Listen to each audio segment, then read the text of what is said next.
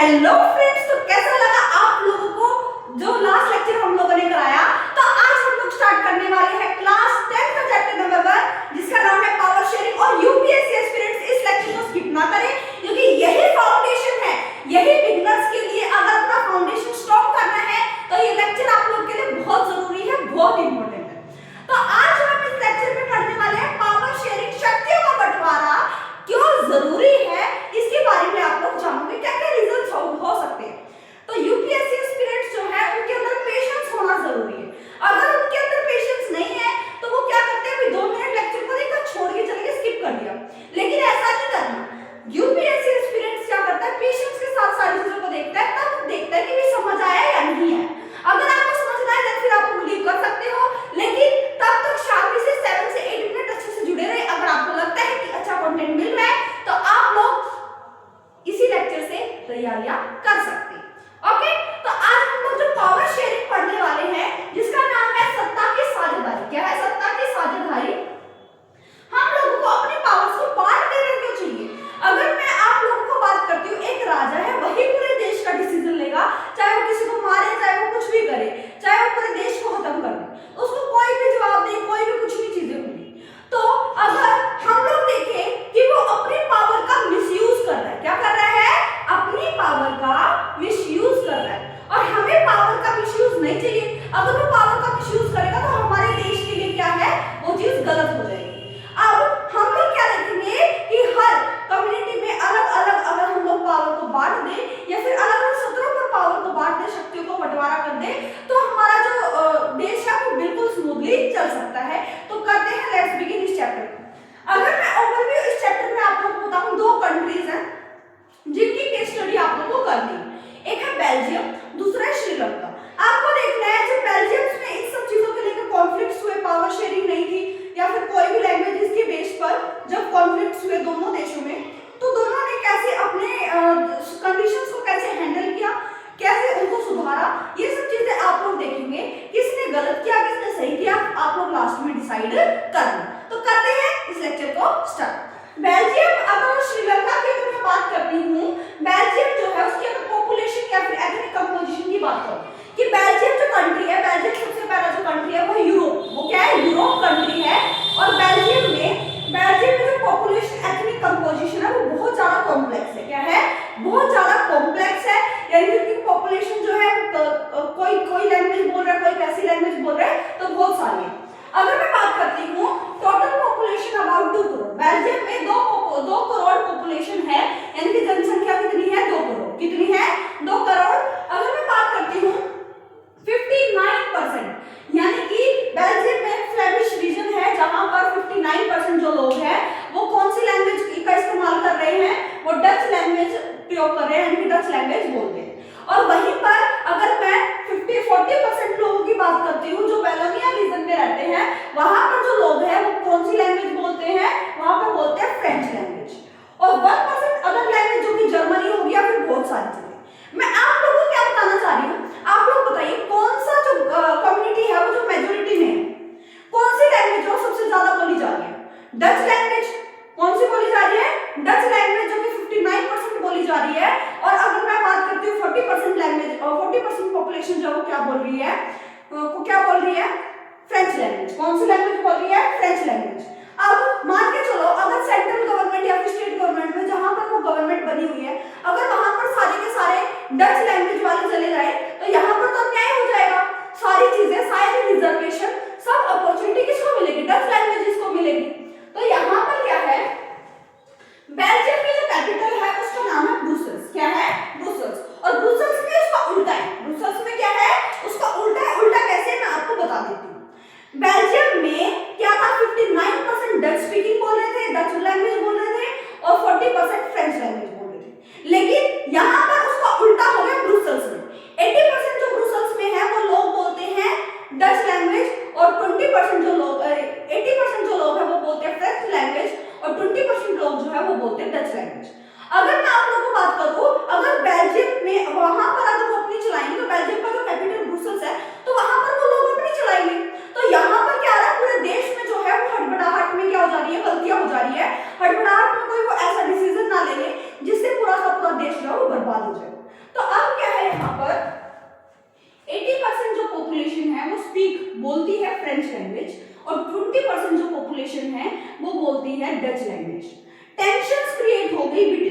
Communities, Dutch और French languages के बीच में लोगों के बीच में जो डच बोल रहे हैं और जो फ्रेंच बोल रहे हैं उन दोनों कम्युनिटीज के बीच में क्या हो गई, टेंशन पैदा हो गई, वाद विवाद होने स्टार्ट हो गए, लड़ाई झगड़े के उस पर मुकाम पर आने वाली थी। और ये कब की बात है, 1950 और 1960। कब की बात है, 1950 और 1960 की बात। अब यहाँ पर टेंशन क्रिएट होने के बाद यहाँ पर आप लोग देखा 1950 से 1960 में टेंशन क्रिएट हो चुकी है। और अगर मैं श्रीलंका की बात करूं, श्रीलंका एक दूसरा देश है जहां पर पॉपुलेशन जो है अबाउट 2 करोड़ ही है, 2 करोड़ लगभग है उसकी पॉपुलेशन भी। सिन्हाला, यहाँ पर 2 लैंग्वेजेस सबसे ज्यादा बोली जाती है। एक है सिन्हाला लैंग्वेज जो कि 74% बोली जाती है, यानी कि पॉपुलेशन 2 करोड़ जनसंख्या में से 74% जो लोग हैं वो सिन्हाला लैंग्वेजेस का प्रयोग कर रहे हैं। अब जो 11% जो है, 18% जो लोग हैं वो तमिल लैंग्वेज बोलते हैं, यानी तमिल भाषा बोलते हैं। उनमें से भी 11% जो नॉर्मली वहां पर जो तमिल बोल रहे थे और 7% जो है वो तमिल आए हुए थे, इंडिया से आए हुए थे, जाकर शरण ले ली थी उन्होंने नेटिव श्रीलंका में, जहां पर वो क्या बोल रहे हैं, तमिल लैंग्वेज बोल रहे हैं। तो अब यहाँ पर क्या है, तब सिन्हाला लैंग्वेज जो है 74% पॉपुलेशन बोल रही है और तमिल लैंग्वेज जो है वो 18% पॉपुलेशन बोल रही है। अब यहाँ पर क्या हुआ, अरे उल्टा बोल गई मैं, 74% सिन्हाला लैंग्वेज बोलते हैं और 18% लोग जो है वो तमिल लैंग्वेज बोलते हैं। यहाँ पर आप लोग देख लिया तमिल नेटिव कितने 11% और इंडियन तमिल नेटिव कितने हैं 77%। अगर मैं बात करती हूँ श्रीलंका इंडिपेंडेंट ऑफ 1948, श्रीलंका जो देश है वो 1948 को इंडिपेंडेंट हुआ, आजाद हुआ। हमारा देश 1947 में आजाद हो गया और उनका जो देश है वो 1948 में आजाद हो गया। लेकिन अब बात क्या है कि श्रीलंका की जो यहाँ पर डोमिनेंस किसका होगा, बताओ आप मुझे बताइए कि डोमिनेंस किसका होगा। अगर वहां पर सबसे ज्यादा लोग जो 74% जो लोग हैं वो सिन्हाला लैंग्वेज बोल रहे हैं, तो कहाँ का बोलबाला होगा भाई, सिन्हाला कम्युनिटी का। तो वहां पर गवर्नमेंट ने एक चीज कर दी, गवर्नमेंट ने एक गलत चीज कर दी, क्या कर दिया कि वहां पर डोमिनेंस क्या किसका था भाई, श्रीलंका, किसका था, सिन्हाला कम्युनिटी का था। अब श्रीलंका गवर्नमेंट जो थी उन्होंने सिन्हाला लैंग्वेज को ऑफिशियल लैंग्वेज बना दिया। 1956 में सिन्हाला लैंग्वेज को एक ऑफिशियल लैंग्वेज बना दिया पूरी कंट्री की, पूरे देश की। अब इससे क्या हुआ, श्रीलंकन तमिल जो थे वो बैड यानी कि बुरा फील कर रहे थे कि हमारी लैंग्वेज को इज्जत रिस्पेक्ट नहीं दी गई और सिन्हाला लैंग्वेज को एक ऑफिशियल लैंग्वेज के रूप में सौंप दिया गया, एक ऑफिशियल लैंग्वेज बना दिया गया। अब आप लोग देखिए दोनों में कैसे टेंशन्स फैल रही हैं। अब आपको देखना है कैसे कैसे ये उसको हैंडल करते हैं। अब अगर मैं बात करती हूँ गवर्नमेंट प्रोवाइड कराती है रिजर्वेशन स्कीम्स किसके लिए, सिन्हाला कम्युनिटी के लिए, ना कि तमिल।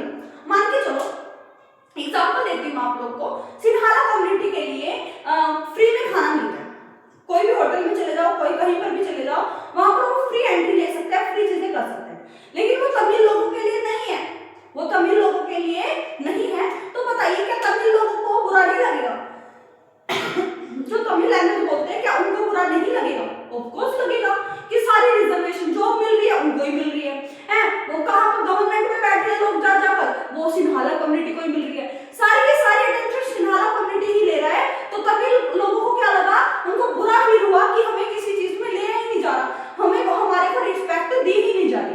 तो 1956 में सिन्हाला कम्युनिटी ने ये जो गवर्नमेंट है उसने क्या किया, 1956 में सिन्हाला लैंग्वेज को एक ऑफिशियल लैंग्वेज के रूप में स्वीकार कर लिया और ऑफिशियली उसको कर दिया कि भाई वो एक ऑफिशियल लैंग्वेज है। इससे क्या हुआ, तमिल लोगों को बुरा लगा और तमिल लोगों को बुरा लगा तो श्रीलंकन तमिल्स ने डिमांड की कि इन 1980s, कब की डिमांड, 1980s में कि न्यू इंडिपेंडेंट कंट्री उनको चाहिए। क्या चाहिए, न्यू इंडिपेंडेंट कंट्री, एक नया देश उनको चाहिए जिनमें हम लोग हो और हम अपने लिए डिसीजंस ले पाए। अब क्या हुआ, तमिल में ऑफिशियल लैंग्वेज, और उन्होंने बोला कि तमिल को एक ऑफिशियल लैंग्वेज का दर्जा दिया जाए। अब वो क्या बोल रहे हैं भाई, अगर सिन्हाला लैंग्वेज बोलने वाले को, सिन्हाला कम्युनिटी को सिन्हाला लैंग्वेज ऑफिशियल लैंग्वेज बना दी तो हमारी भी लैंग्वेज जो ऑफिशियल बननी चाहिए, हमारी लैंग्वेज को हमें भी रिस्पेक्ट मिलनी चाहिए जैसे उनको मिली। तो अब क्या हुआ, बट डिनाइड, लेकिन उन्होंने क्या किया, उसको मना कर दिया भाई, मना कर दिया, क्या कर दिया, मना कर दिया, डिनाइड बाय इलेक्टेड गवर्नमेंट। किसके द्वारा मना किया गया, इलेक्टेड गवर्नमेंट, जो वहां की सरकार थी, पूरे देश को चला रही थी, उन्होंने ही मना कर दिया कि हम तुम्हारी लैंग्वेज को ऑफिशियल लैंग्वेज नहीं बनाएंगे। और वहां पर सिन्हाला कम्युनिटी ने भी यही किया। बहुत ज्यादा टेंशन जब श्रीलंका में बढ़ गई तो क्या हुआ, वो छिड़ गई भाई, जब छिड़ गई हमारी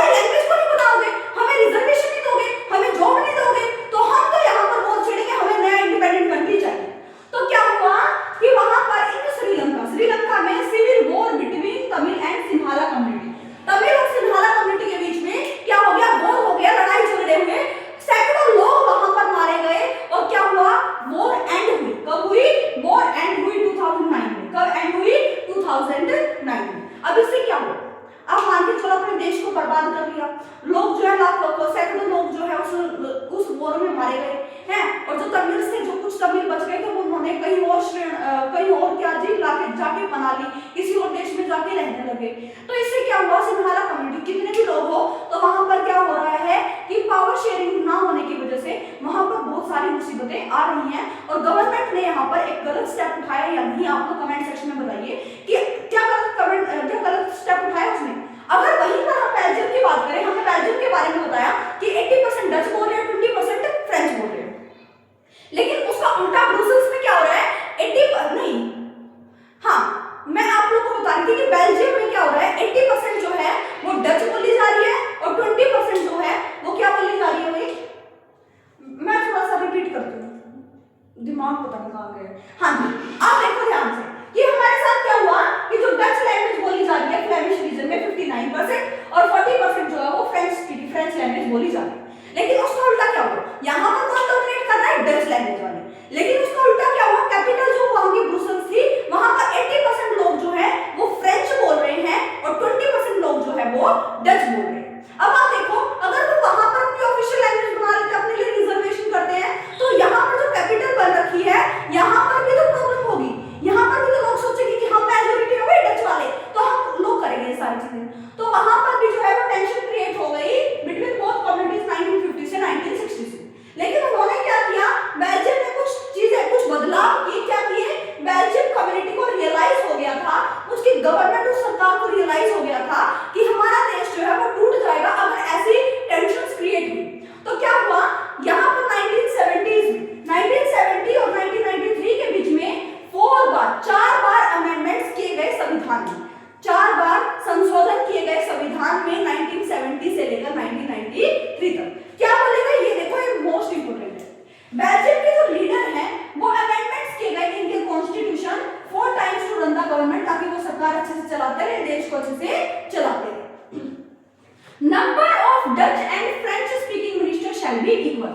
वहां पर सबसे पहला जो अकोमोडेशन हुआ या फिर बदलाव हुआ वो क्या हुआ कि वो क्या करेंगे भाई, number of Dutch and French speaking जो मिनिस्टर होंगे, जितने डच के होंगे उतने ही फ्रेंच के होंगे, कहां पर गवर्नमेंट में, कहां पर गवर्नमेंट में उतने ही मिनिस्टर, जितने डच मिनिस्टर होंगे उतने ही फ्रेंच मिनिस्टर भी वहां पर होंगे। पहला अकोमोडेशन ये हो गया। सेकंड है, इससे क्या हुआ, इक्वालिटी आ गई, क्या दी, इक्वालिटी आ गई, समानता आ गई, उन्होंने एक दूसरे को क्या दी, रिस्पेक्ट दी, क्या दी, रिस्पेक्ट दी। Power division between central and state government, उन्होंने क्या किया, सेंट्रल और स्टेट गवर्नमेंट में अपनी पावर को, अपनी शक्ति को क्या कर दिया, बांट दिया, क्या कर दिया, बांट दिया, शेयर कर दिया, ठीक है। जिससे क्या हुआ कि उनको लगा कि भी हाँ हमें भी इज्जत मिल रही है भाई, हमें भी रिस्पेक्ट मिल रही है, हमारी भी बातें सुनी जा रही हैं, तो वो आराम से बातें सॉल्व होने लगी। अब इन ब्रुसेल्स में अगर मैं बात करती हूँ, मेड सेपरेट गवर्नमेंट, वहां पर एक सेपरेट अलग से गवर्नमेंट बनाई गई, सरकार बनाई गई, जहां पर दोनों कम्युनिटीज को इक्वल रिप्रेजेंटेशन चुनने का क्या था, अधिकार था। यानी कि डच बोल रहा है, फ्रेंच बोल रहा है, वहां पर क्या करते हैं, इक्वल आप लोग को क्या चुनने हैं, प्रतिनिधि अपने चुनने हैं, जो कि गवर्नमेंट में जाकर आपके लिए क्या करेगा, काम करेगा।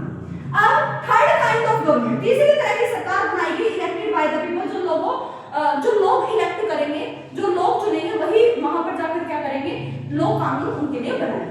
अब यहाँ पर जो थर्ड काइंड ऑफ गवर्नमेंट है वो डिसाइड करेगी लैंग्वेज किसको ऑफिशियल क्या चीजें करनी है, कल्चर, एजुकेशन। ये जो डिसीजन है ये कम्युनिटी गवर्नमेंट का होगा, किसका होगा, कम्युनिटी गवर्नमेंट, यानी कि जो वहां पर जो समाज है वो देखेगा कि भाई हमें किसको चीजें करनी चाहिए, वहां पर एक गवर्नमेंट एक हेड को बिठा देंगे, भाई आप लोग उस चीज को सोल्व करेंगे। क्या यहाँ पर और यहाँ पर आपको कुछ फर्क पता चला? श्रीलंकन गवर्नमेंट जो है वो तानाशाही पर उतर गई, उन्होंने बोला कि हम नहीं बनाएंगे तुम्हारी लैंग्वेज को ऑफिशियल, हम नहीं करवाएंगे रिजर्वेशन, हम नहीं आप लोगों को पढ़ाएंगे, ऐसे ये नहीं करेंगे, अपॉर्चुनिटी नहीं देंगे। जिससे क्या हुआ, तमिल लैंग्वेज वाले लोगों को क्या हुई, प्रॉब्लम होना स्टार्ट होगी, जिसकी वजह से वो भी लड़ाई के मैदान में उतर गए और 2009 में वो एंड हुआ। क्या हुआ, सैकड़ों लोग मारे गए। लेकिन उसका उल्टा बेल्जियम वालों ने क्या किया कि उनके जो मिनिस्टर्स थे, जो गवर्नमेंट में जो लोग बैठे हुए थे, उन्होंने सोचा कि ये तो बड़ी टेंशन की बात है, इसका तो कुछ ना कुछ हल निकालना पड़ेगा ताकि दोनों कम्युनिटी शांति से रहे, अच्छे से रहे। इसीलिए उन्होंने 4 बार चेंजेस किए, 4 बार अमेंडमेंट्स किए, संशोधन किए हमारे संविधान में, ताकि हमारा जो देश है वो अच्छे से चल सके। आप लोग कमेंट सेक्शन में बताइए कि बेल्जियम और श्रीलंका कौन सा बेस्ट रहा, कौन से लीडर्स ने अपना जो है अपने देश को बचाने के लिए बेस्ट डिसीजंस लिए और किसने खराब लिए, आप लोग अभी के अभी कमेंट सेक्शन में बताइए। अब हम आगे चलते हैं कि पावर शेयरिंग जरूरी क्यों है। अभी ये तो था स्कूलिंग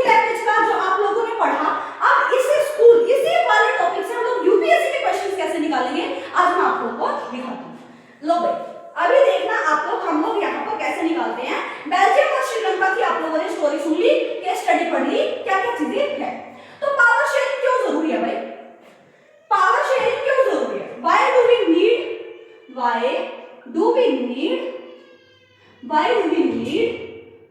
पावर शेयरिंग?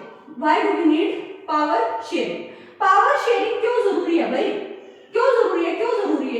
तो पावर शेयरिंग जरूरी है ताकि सोशल कम्युनिटी में डिस्प्यूट्स ना बढ़े, ना बढ़े या फिर कम रहे। तो ये सबसे पहला रीजन आता है पावर शेयरिंग का कि सोशल, जो हमारे समाज में जो चीजें हैं उनके बीच में लड़ाई झगड़े ना हो, इसीलिए पावर शेयरिंग करना जरूरी है। अब दूसरा है कि लोकतांत्रिक देश के लिए पावर शेयरिंग एक अच्छा कॉन्सेप्ट, एक अच्छी चीज है। ये हमने क्या कर दी? Good for democracy. क्या है? Good for democracy. एक लोकतंत्र के लिए, एक लोकतांत्रिक देश के लिए पावर शेयरिंग क्या है? गुड है, अच्छी है। अगर आप लोग पावर शेयरिंग करते हो तो सारी जो चीजें हैं आप लोगों को देखने को मिलेगी। पावर शेयरिंग बहुत अलग अलग सतहों पर आप लोगों की हो सकती है। पहली अगर मैं बात करती हूँ वो आता है आपके पास हॉरिजॉन्टल पावर शेयरिंग। क्या आता है? हॉरिजॉन्टल हाँ जी, हॉरिजॉन्टल पावर शेयरिंग। उसके बाद आता है सेकंड आता है वर्टिकल पावर शेयरिंग। क्या आता है? Vertical power sharing. उसके बाद आप लोगों को आता है चेक एंड बैलेंस का कॉन्सेप्ट। क्या आता है? चेक एंड बैलेंस का कॉन्सेप्ट। ठीक है, ये तीन चीजें आप लोगों को ध्यान रखनी है। ये तीन चीजों में क्या है मैं आप लोगों को अभी बता देती हूँ। Horizontal form of power sharing क्या है कि जहां पर आप लोगों ने सुना होगा 3 ऑर्गन्स ऑफ गवर्नमेंट होते हैं भाई। 3 ऑर्गन्स ऑफ गवर्नमेंट, सरकार के 3 अंग होते हैं। कौन कौन से होते हैं अभी कमेंट सेक्शन में बताइए। सरकार के 3 अंग कौन कौन से होते हैं अभी के अभी कमेंट सेक्शन में बताइए। इसमें सबसे पहला आता है हमारे पास लेजिस्लेटिव, जो कि विधायिका है। उसके बाद आता है एग्जीक्यूटिव, जो कि कार्यपालिका है। और उसके बाद आता है जुडिशरी। क्या आता है? जुडिशरी।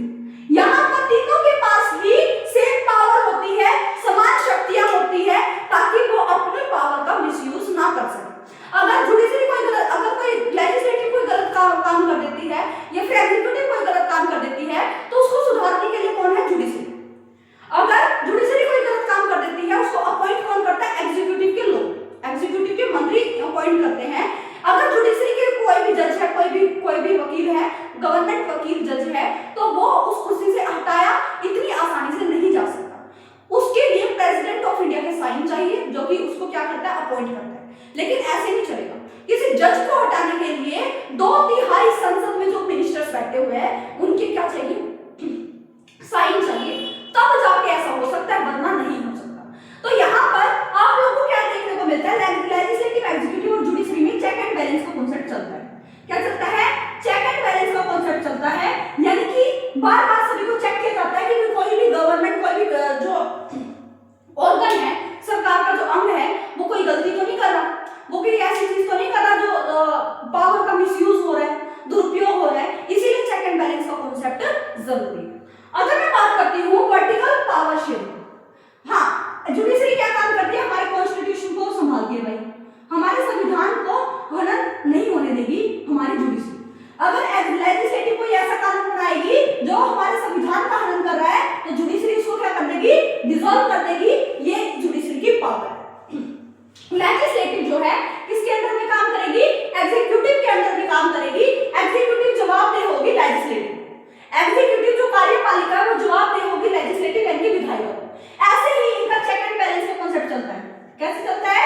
चेक एंड बैलेंस का कॉन्सेप्ट चलता है ताकि कोई भी अपनी शक्तियों का दुरुपयोग ना कर सके। अगर मैं वर्टिकल पावर शेयरिंग की बात करती हूँ तो वहां पर हमारे पास 3 तरह की गवर्नमेंट आती है।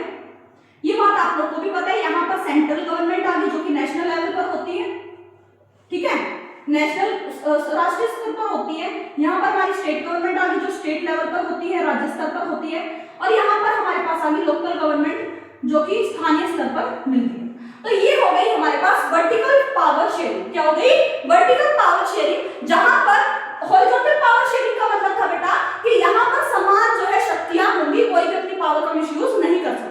लेकिन यहाँ पर क्या होगा? सेंट्रल गवर्नमेंट के पास जो है ज्यादा पावर होगी, उसके बाद स्टेट